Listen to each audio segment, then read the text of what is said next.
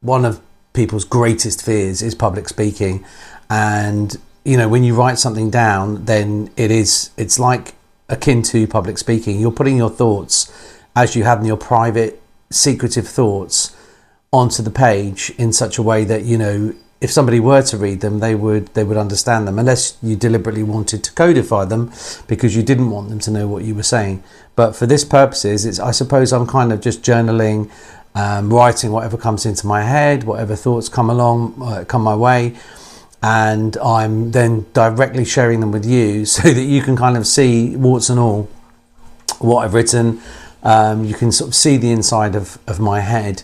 And for clarity, this morning I woke up and I wasn't, I don't know how you feel when you wake up in the mornings, but my moods just can vary dramatically. And this morning I was feeling, I suppose, a bit maudlin, and I didn't really want to write anything. I had nothing in me to say. I had nothing, to talk about.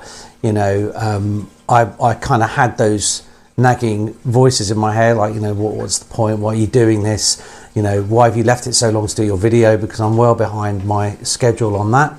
So, all these things, I suppose it comes from like maybe schooling or parenting, where you're kind of, cajoled and whipped and beaten into, metaphorically speaking, into sort of, into doing things that you don't really want to do. But I do really want to do this, but then sometimes it still does feel like a chore. It still feels like a task. But I do it every single day without fail. I write my 3 pages. In that sense, I'm true to myself, and this time was no different. I just thought, well, just look around you. What's there? The trouble is, I'm always in the same environment as well. So I'm sitting down in my garden, looking at the same garden, and I think that what I'm probably going to need to start doing is looking for different places, to kind of look at and write about, or I need to become more observant. And I think that that's also a great skill, that doing this forces you to become more observant. So if you're stuck, you should be able to write your 3 pages on something as kind of, prosaic as your garden shed, or, the slabs of stone that, line your patio, or, the chimney pots on the houses around you, or the birds flying in the sky, or the blackbird, who happens to perch and start singing, relentlessly for like 5 minutes. Is that a beautiful thing? Is that an annoying, irritating thing? How do you feel? What does it conjure up in you? It'll be different for everybody. Here goes. Wednesday, 27th of May, 2026. The lawn needs mowing. Again.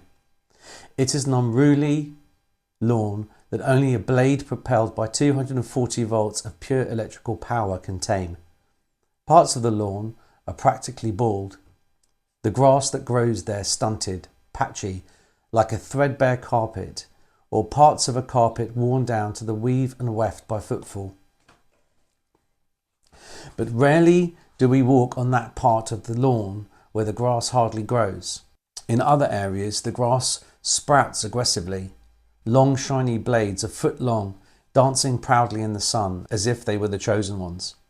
A single dandelion stands proudly in the corner furthest from me. Not the corner shaded by the shed, the one by the bench we bought in Homebase before it closed down for good. Anyway, all of this is to say, I will have to mow the lawn, reduce everything to the same height. The great leveller, that's me. Levelling down, not levelling up. Chucking out that which is not needed, that which stands too proud and steals too many of the sun's rays. Don't they know there's a fair use policy around here, those stupid blades of grass? But if that's the case, why don't those granted the same amount of light extend their gratitude a little further and rise up higher? Perhaps they can't. Perhaps they are ill. Perhaps they are genetically predisposed to stay where they are. Then again, they could be the knowing ones, the savvy ones, the savviest of the savvy blades of grass. They have worked out that it's a waste of time, that they will struggle and strain and reach for the sky only to be cut down again. Blades of grass with memory, who would have thought it? The clumps of tall grass are there, pompously flexing to the short grasses, sticking their tongues out and their fingers up at them and saying, look over here, look at us, look at how lush and tall and bright we are, how green, how chock full of chlorophyll, so much better than you. And the short grass just sits there taking it, waiting day after day, through sun and rain, waiting for the day that will surely come soon, when the loud machine will descend from the sky and make all blades of grass the same length. Then the short grass will stick its tongue out and its fingers up and say, "Ha ha, look at you now, you're just like us, you're one of us." And the long grass will feel foolish and ashamed and broken, and for a time will despise the sun. But it has no memory, the long grass. It will quickly forget, and it will start to grow again. And soon it will be as tall as it once was, and the short grass will become bitter and envious all over again, and it will wait, knowing what will happen, and the cycle will begin again.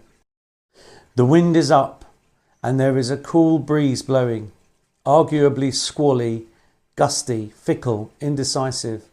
I put the umbrella up, and then I had to put it down again. The other day the wind tipped the umbrella, and it was a hell of a job for me and Heidi to get it back up again and put the slabs back over the feet to secure it. I think it's windy enough now that if I extend the umbrella, it will tip over again. I'd like to put it up, but I won't risk it. I might shut the shed door though and fasten the lock. Every now and then the door moves back and forth, creaking terribly. There are a few hinges around here that need oiling. Can you tell, reading this, how bored and frustrated I am? I feel like I'm in an open prison. The world is going on around me, but I'm not really part of it. All I can do is report on what I see. The grass, the umbrella, the shed, the weather. Right, wow. So I wrote that this morning. Reading it back, I'm just like, what the hell? You know, I mean, you could pick this apart and analyse it, and you could say, oh, maybe this is a kind of a sort of an allegory, you know, an Orwellian allegory about, you know, communism, or maybe it's a reflection on, you know, democratic politics or something like that.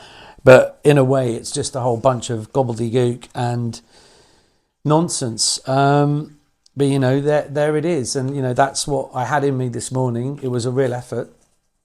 I got it down. There's this massive switch, obviously, where we go from talking this kind of story about, you know, the grass and this battle that's going on the lawn between the short grass and the long grass. What's all that about? I don't know. And then we swerve off into like talking about the jobs that need doing. I mean, that's actually what it's about, really. It's all about the jobs that need doing. I've got to mow the lawn. I've got to oil the hinges on the shed door. You know, I put the umbrella up and put it down because of the wind.